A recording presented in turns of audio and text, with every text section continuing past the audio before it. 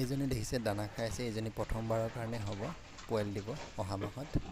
এইজনী দ্বিতীয়বাৰৰ কাৰণে দিব পোৱালি। এইজনী অহা মাহত দিব। দেখিছে কি চেহেৰা তাইৰ, প্ৰায় 2 কুইণ্টেলৰ ওচৰা ওচৰি হ'ব। এইটো হৈছে বৰ, আৰু এইজনী হিতত আহিছে, সেইকাৰণে বৰটোৰ লগত সোমাই দিয়া হৈছে। এইটো হৈছে খাহী, আৰু এইজনী হৈছে 8টা পোৱালি দিছে। দেখিছে